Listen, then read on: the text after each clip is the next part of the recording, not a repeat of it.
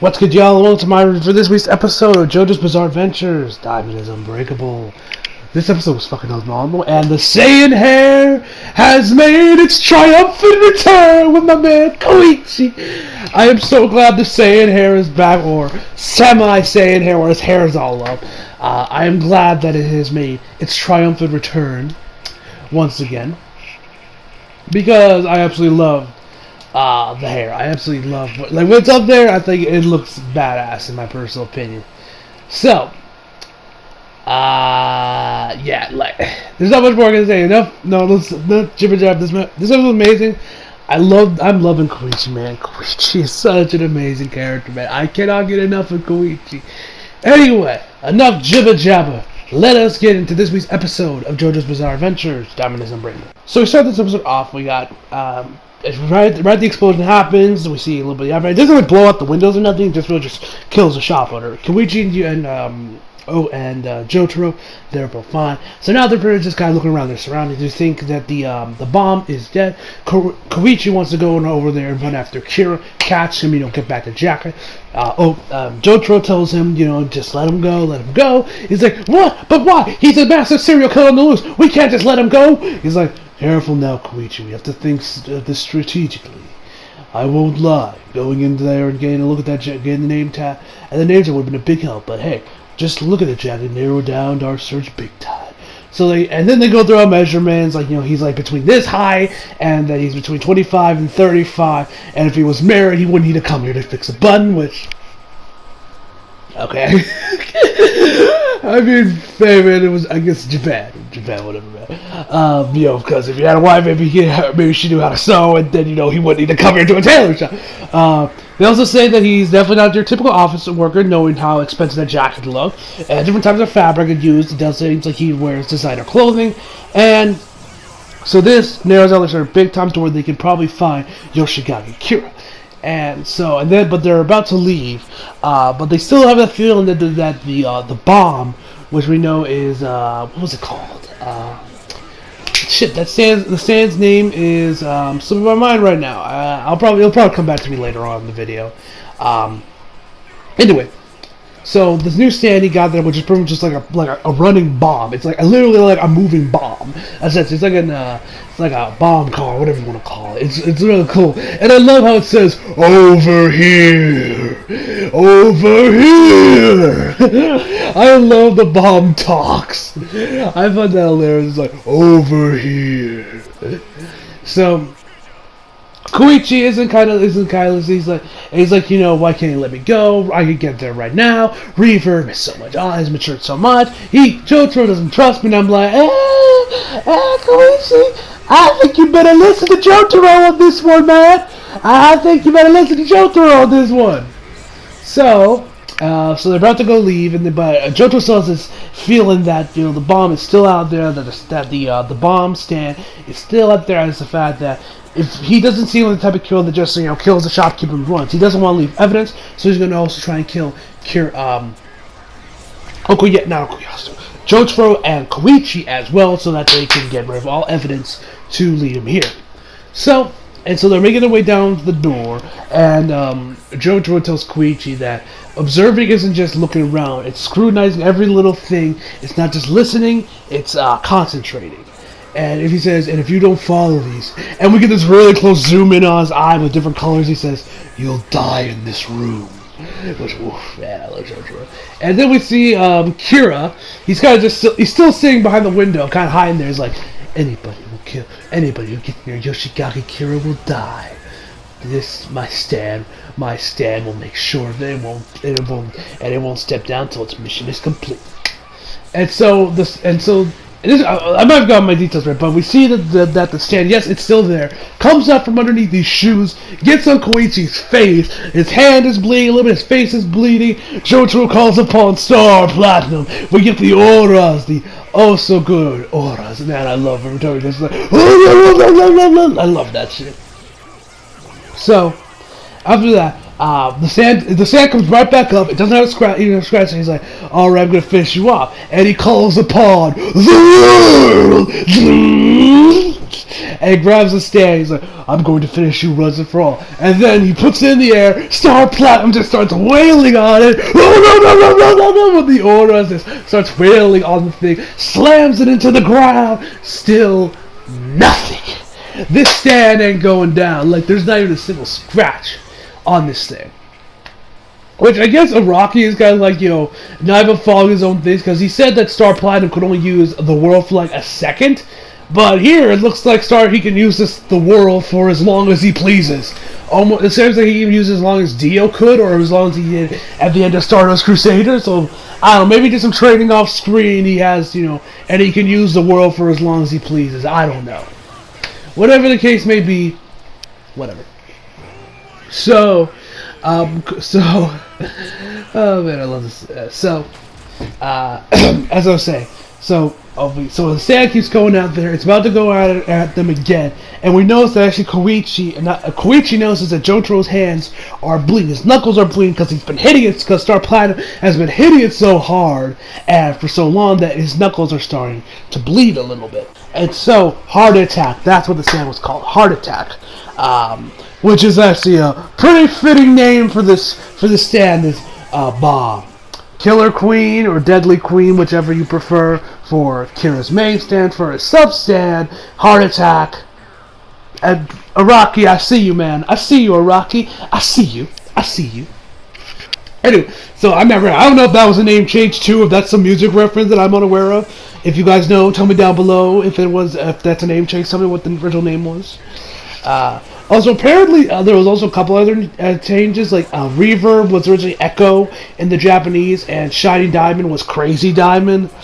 Yeah, I like those name changes for Koichi and Josuke stand, in my perspective. I think Shining Diamond and Reverb are better. I mean, Echo and Reverb, but I could go with that one, but Crazy Diamond, nah, Shining Diamond's much better, in my personal opinion.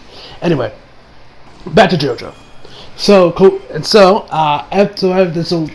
then Heart Attack comes out there again, charges towards Jotaro. He holds back Heart Attack, uses Star Platinum to hold it back. Grabs the thing and then puts his two fingers inside the mouth part of the stand, and then just starts trying to rip the thing in half. All it really does is crack up the face a little bit, and Koichi's like, hey man, you better get rid of it, otherwise it's going to blow and we're all going to be going along for the ride. And after I think it was one or two clicks, Jotaro just throws it out the window and it explodes. There's a cut on that appears on Jotaro's hand, and then we see the stand and the stand is still living, comes up back on its feet, although one of the little tracks on it have fallen off. But that's about it.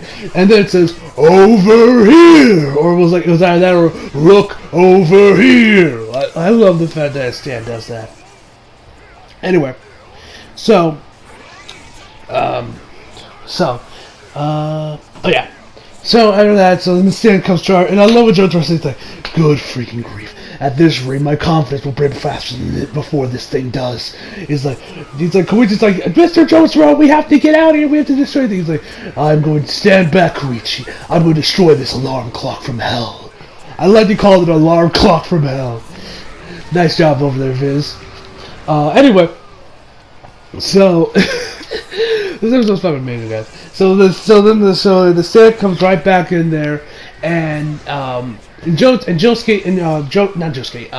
Koichi tells her how that the stand could be a long range stand, and that it can't be a short range stand because, of course we know, and Jojo says, don't worry, I know what I'm talking about because I faced off multiple times, as he's referring to different stands he's faced off in Stardust Crusaders. Koichi's like, the thing only has a fraction's power, but it has to still be relatively close for it to be exposed to that range. He says it has to be 10 meters, or it has to be like 15 meters, but no, 10 meters judging with how far he is. And he's like, yeah, and your point being? Yeah, well, what do you mean my point being? If he's 10 meters away, Reverb has a range of 50 meters, I can find that prick. He tells him, stand back, Koichi. You have one job, and that's to protect yourself with Reverb. And so he's like, you know what, fuck this. He thinks Jotaro doesn't think he's that powerful. He's trying to babysit him. But when we actually know Jotaro doesn't know what he's talking about, and Koichi should have listened to him. Sends Reverb out, looks around, finds Kira, tries to go after him, but gets outside his range. and you guys just sit there. We also see, when we get back to Koichi, we see his face, but it has like these these circles around that go up like like some kind of weird hypnosis kind of thing. I don't know. I think that might have something. Maybe that's because he's seeing through Reverb and it's so far away. That's why it's appearing. I don't know. If any of you guys can like really explain what that effect was supposed to represent, tell me down below in the comments. Down below. Anyway, and then we find out what the stand is attracted to, which is heat or body temperature, but more specifically heat. Whichever the hottest thing in the room is, that's what Heart Attack will go after.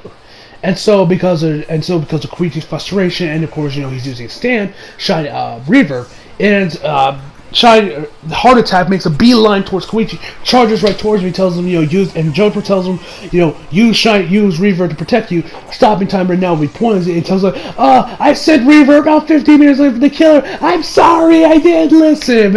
And Jotaro's like, oh, good grief, Star Platinum, the world.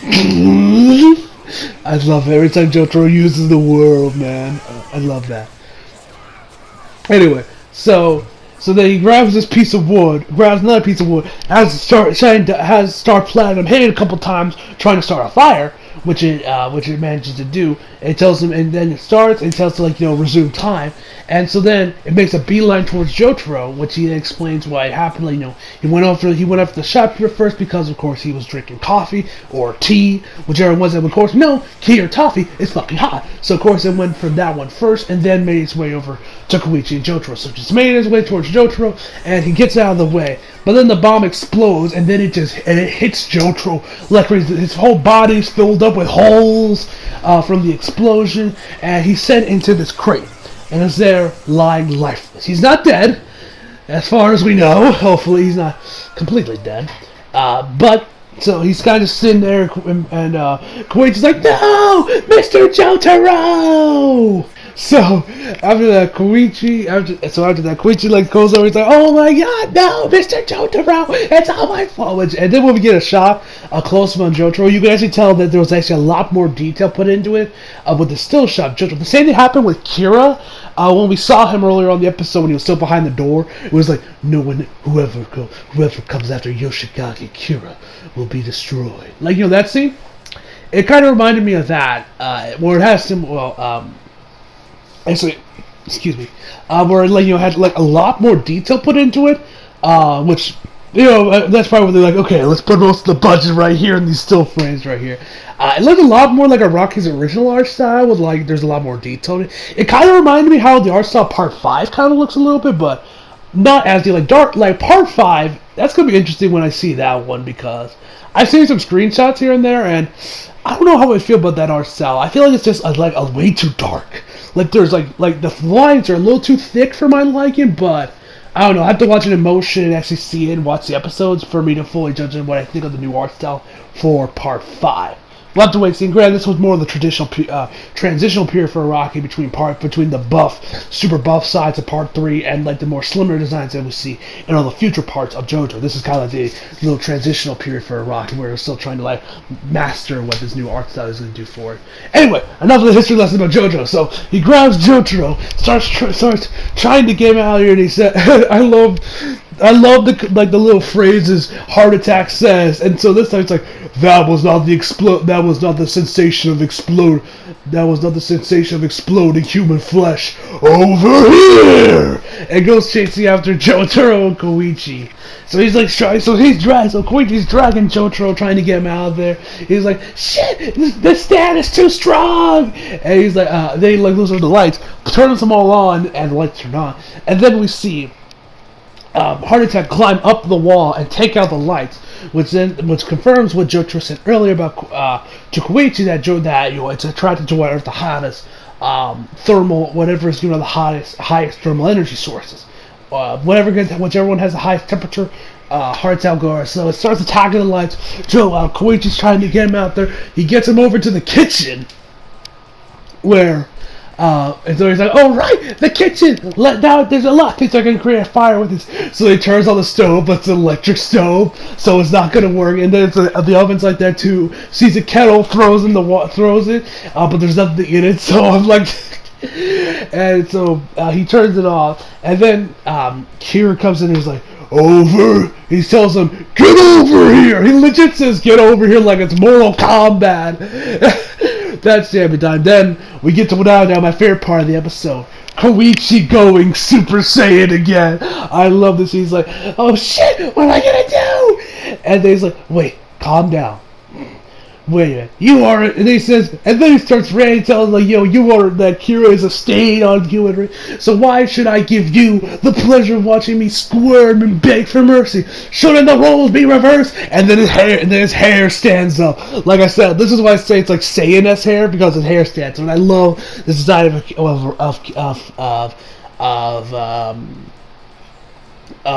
Koichi, and I hope that this stays permanent for the rest of the series. For it's a part 4, and any future parts Koichi ends up appearing in, which I think I might have saw him in part 5 from a little bit of from this one clip that they showed up at the Anime Awards. So hopefully Koichi actually has a little bit more of a mainstay of the series. Hopefully, maybe even makes an appearance in part 6. I don't know, which I hope, because you guys know Koichi is my favorite support character, and I hope the guy makes more appearances, because I know JoJo actually stays as a mainstay in the JoJo franchise from here on out. But that's a topic for another day. Anyway. So his hair stands up. He tells him, so he's like, I already know I can make it out of this mess alive. So, and this is exactly what he said. And I quote, so I tell him no for the life of me why I'm sitting here like a whiny little bitch baby with the back case of the shits. When I heard that, I was on my computer on that turn while I was watching the episode. I was kind of looking back and forth between. I was like on Twitter, and when he said, for the life of me, I don't understand why I'm just sitting here like a whiny little bitch baby with a bad case of shit. I was like, wait, what the hell? I was like, Koichi, did I switch the channel or something? And I was like, nope, I'm still on Adult Swim. This is Toonami. This is JoJo. And here Koichi sounded like the angry video game nerd or something. I'm like, God damn, have you been watching some AVGN off screen or something, man? I've never even heard anyone say that before.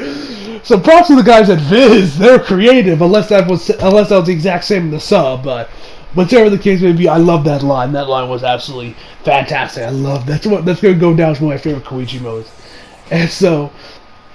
And so then he has Reverb go after him. He tries to stop him, and then he's like, this is your punishment. This is only the beginning of your punishment. And then we see Reverb's tail kind of morph into something else before we head over to Kira. That's Kira. He looks at his watch. He's like, it's been 3 minutes since I sent out Heart Attack. Unusual. He's usually killed them off by now. Well, in the case, no matter how strong my opponent is, I know Heart Attack will defeat all of its opponents, because it has no reason. And we see like this little mark appear in his hand that kind of has like a similar outline to Deadly Queen's face a little bit. So I guess the Heart Attack kind of like comes out of his hand, I guess. Anyway, so oh man, so then we get over to Koichi. He manages it. He starts to call JoJo. At this point, Koichi's like almost like a completely different person at this point, because because Heart Attack's coming right towards them with this balloon on top of Heart Attack with the word sizzle on it, of course from Reverb, which is actually Reverb's tail. He just stuck it onto it. He just moves his leg like nothing happened. He then goes over to call Josuke. Call him up Josuke to help him out, hopefully fix up Jotaro, etc. And then he's like, thankfully the jackasses as gullible as a donkey over there chasing a hanging carrot. I'm like, Koichi, man, what happened to you? I'm like, why are you so vulgar now? I mean, I love it. But this is such a crazy shift in tone with Koichi. He used to be like, normal guy that would swear kids. Now he sounds like some pissed off edgelord. And I fucking love it, man. I fucking love it. So back to where it was. So he calls up Josuke, and he's like, and then it goes back to normal. Koichi was like, Josuke, I need you to come over here. Daddy tells him about Jotaro. and everything. And then we notice that the electric stove is actually starting to get hot. And he's like, wait, what the? I turned this off earlier. Why is this thing going? Like, I don't know how anyone cooks a damn thing in this kitchen with this piece of junk. He's like, tell me where you are, you idiot, so I can get there. He's like, oh right. It tells me he's at the shoe store. And since the stove was super hot, Heart Attack ignores Reverb's tail and comes hurling towards where the stove is. Josuke and Jotaro and Koichi man to get out of the way, but there's still some damage where we actually see since Reverb's tail was right on Heart Attack, it got the brunt of the explosion, and we see and then we pretty much see kind of like some blood exudes out from his back, more like his spine, where his spine is. I think it was where and even his shirt opens up and blood kind of shoots out from the pain. And it's like, I felt that, he's like, and then you'll see Heart Attack says, that was not the sensation of exploding human flesh, over here, and then he starts calling upon Reverb, but Reverb's not there. He's like, Reverb back too, where are you, Reverb? He then notices Reverb's husky. He's like, oh no, Reverb's dead! Just like he did before, but then he realized, wait, this happened before, and so he's like, wait, could it be that Reverb upgrade? And then we see Reverb Act 3. And I love his design, but it's just weird. Does he have is he very similar to Kakyoin's stand? Doesn't he have kind of like a similar look to Emerald Splash or whatever? I forget what that's. No, it wasn't Emerald Splash. That was one of its tats, But doesn't it have a similar look to that, or is that just me? Because it kind of has like a similar white and green kind of color scheme, and just kind of looks so similar. I don't know if that's just me, or if any of y'all feel like that way, but whatever the case may be. So it kind of reminded me of Kakyoin stand. So anyway, back to where it was.